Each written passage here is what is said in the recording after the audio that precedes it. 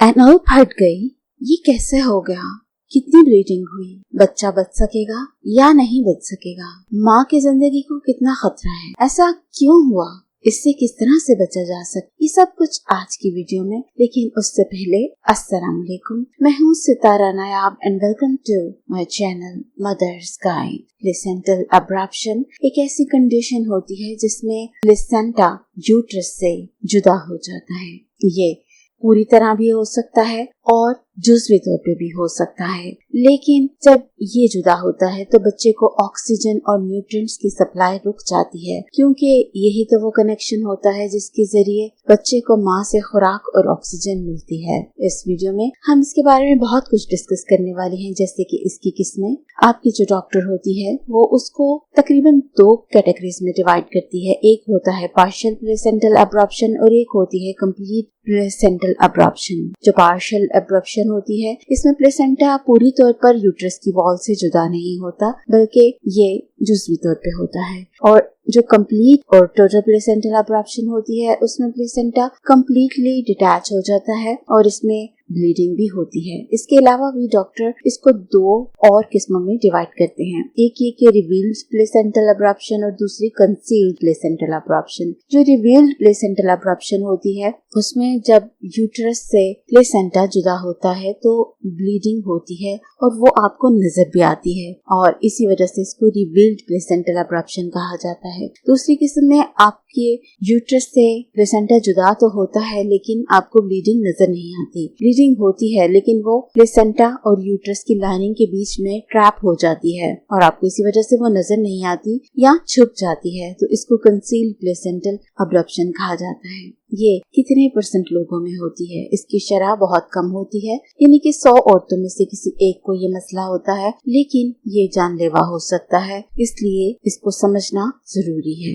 ये ज्यादातर कौन से हफ्तों में होता है? तो वैसे तो ये 3rd ट्राइमेस्टर में होता है और 28वें हफ्ते के बाद किसी भी टाइम हो सकता है जिनको होना होता है, लेकिन होने को ये 20वें हफ्ते के बाद भी हो सकता है। तो ज्यादा चांसेस 3rd ट्राइमेस्टर में होते हैं और रेयर केसेस में चांसेस आपके 2nd ट्राइमेस्टर में भी हो सकते हैं। इसकी सिम्टम्स और कॉजेस को 1 बाय 1 डिस्कस करेंगे। सबसे पहले हम सिम्टम्स की बात करेंगे। तो इसकी वैसे तो यही पहचान होती है कि आपको वजाइनल ब्लीडिंग स्टार्ट हो जाती है, लेकिन कुछ और सिम्टम्स भी हैं, जैसे कि एब्डोमिनल पेन होती है, आपको कंट्रैक्शन स्टार्ट हो जाती है जैसे आपको मेंसेस में होती है, और ऐसा लगता है आपको कि लेबर स्टार्ट हो गई है, और यूट्रस में जो है नरमी महसूस होती है, कमर में दर्द हो सकता है, और आपको ये महसूस हो सकता है कि बच्चा पहले की निस्बत कम मूव कर रहा है। तो ये वो निशानियां होती हैं जिससे आप डॉक्टर को जरूर बता दें जो आपको महसूस हो। तो पहला साइन इसका क्या होता है? पहला साइन इसका ब्लीडिंग ही होता है। अगर आपको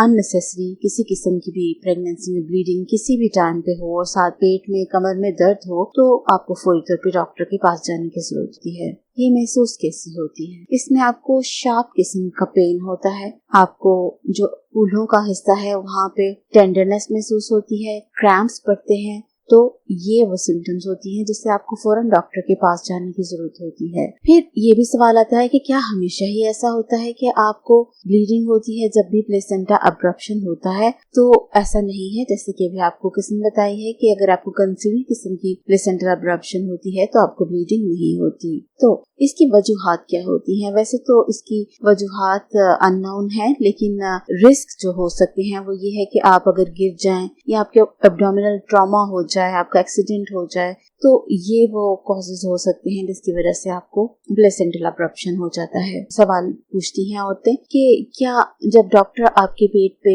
एग्जामिन कर रहे होते हैं तो उसको प्रेस करते हैं, तो क्या उससे भी ऐसा होता है कि प्लेसेंटल अब्रप्शन हो जाती है? तो ऐसा बिल्कुल नहीं होता। हाँ, अगर वो कोई शदीद किस्म का ब्लो आपके बेली के ऊपर आए, कोई एक्सीडेंट हो जाए, आप खुद से गिर जाए, तो फिर ऐसा होता है कि प्लेसेंटल अब्रप्शन हो जाता है। एक और सवाल भी आप पूछती हैं कि अगर हम ऐसी सवारी के ऊपर हैं जिसमें झटके महसूस होते हैं या सड़क खराब है हमारे घर के रास्ते में, तो क्या उससे प्लेसेंटल अब्रप्शन हो जाता है? तो इसका सिंपल जवाब है कि नहीं, ऐसा बिल्कुल नहीं होता। जब तक कि आपको कोई एब्डोमिनल ट्रॉमा या आपका गिरने का कोई सीन ना हो जाए तो ऐसा तभी हो सकता है। या आप कुछ इस किस्म की एक्टिविटीज करें जैसे राइडिंग हॉर्स या रोलर कोस्टर्स वगैरह, तो इन चीजों को अवॉइड करना चाहिए। अगर आपको प्लेसेंटल एब्रप्शन हो जाए तो उसके रिस्क फैक्टर्स में पहली चीज ट्रॉमा या इंजरी होती है, जिससे आपकी यूट्रस में मसला हो सकता है, जैसे कि एक्सीडेंट या स्टमक के ऊपर ब्लो या गिर जाना।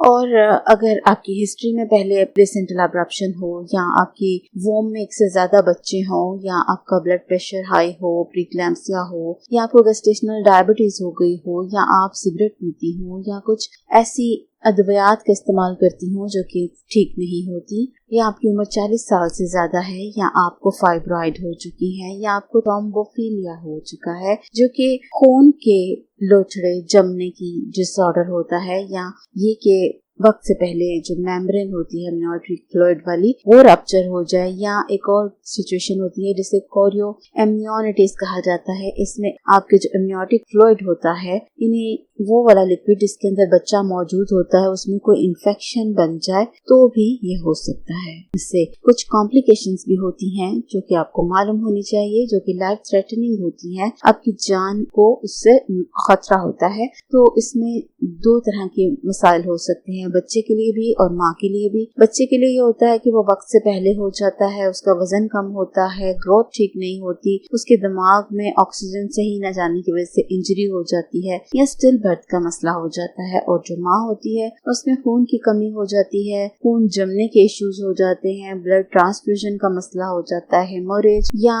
गुर्दों की फेलियर का मसला हो जाता है। अब इसकी डायग्नोसिस कैसे होती है? जब आप डॉक्टर के पास जाते हैं तो वो आपको एडमिट करते हैं हॉस्पिटल में। डिपेंड करता है कि आपकी हालत कैसी है और आपकी कितनी ब्लीडिंग हुई है। वो आपसे मुख्तलिफ सवाल करती हैं, जैसे कि ये पूछती है कि आपकी ब्लीडिंग कितनी हुई है, आपको कितनी शदीद दर्द है, ये आपको निशानियां कब से आना शुरू हुई हैं, आपका ब्लड प्रेशर कितना है, आपको कॉन्ट्रैक्शंस हो रही हैं या नहीं, बच्चे का हार्ट रेट क्या है, या अल्ट्रासाउंड करके चेक करती हैं कि सिचुएशन क्या है, बच्चा ठीक है या नहीं। और फिर कुछ ब्लड टेस्ट और यूरिन के टेस्ट आपको दिए जाते हैं। इस हिसाब से इस डायग्नोसिस को 3 हिस्सों में डिवाइड किया जाता है। मतलब अगर ग्रेड 1 हो, यानी कि आपको बहुत ही थोड़ी सी ब्लीडिंग हुई हो और थोड़ी सी कॉन्ट्रैक्शन हो गई हो और फीटस बिल्कुल ठीक ठाक हो, तो इसको माइल्ड या पार्शियल प्लेसेंटा एब्रप्शन कहा जाता है, तो इसको ग्रेड 1 का नाम दिया जाता है। ग्रेड 2 में आपको थोड़ी ज्यादा मिकदार में ब्लीडिंग होती है और कॉन्ट्रैक्शंस होती हैं और बच्चे में भी डिस्ट्रेस के साइंस नजर आते हैं। ग्रेड 3 में आपको स्वेयर किस्म की ब्लीडिंग होती है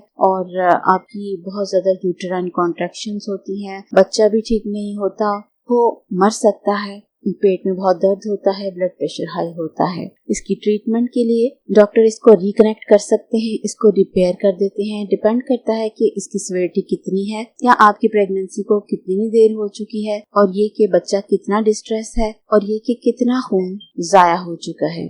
इसके बाद कुछ प्रिवेंशंस हैं। वैसे तो इसके चूंकि कॉजेस अननोन हैं तो इसके लिए आप कुछ प्रिवेंशंस कर सकती हैं, जैसे कि आप सिगरेट ना पिए, फालतू की दवाइयां इस्तेमाल ना करें, कोई भी दवाई इस्तेमाल करनी हो तो डॉक्टर से पहले पूछें, अपने ब्लड प्रेशर को मेंटेन रखें, क्रोनिक हेल्थ कंडीशंस को मैनेज करें जैसे कि डायबिटीज, प्रीक्लैम्सिया वगैरह। फिर अपनी हेल्थ की सेफ्टी जरूर करें, जैसे कि सीट बेल्ट वगैरह पहन के रखें, किसी एक्सीडेंट से बचने की कोशिश करें, बाजारों में फालतू ना जाएं, हील्स का इस्तेमाल ना करें, और अगर किसी किस्म का भी आपके को महसूस हो पेट में ट्रॉमा या कोई एक्सीडेंट हो जाए तो फौरी तौर पे डॉक्टर के साथ राब्ता करें और ब्लीडिंग को बिल्कुल भी इग्नोर ना करें। इस वीडियो को आप उन बहनों के साथ शेयर करें जिनको ये मसला है, ताकि ये अवेयरनेस उन तक भी पहुंच सके। और ये वीडियो आपको कैसी लगी इसके बारे में अपनी राय जरूर दीजिए।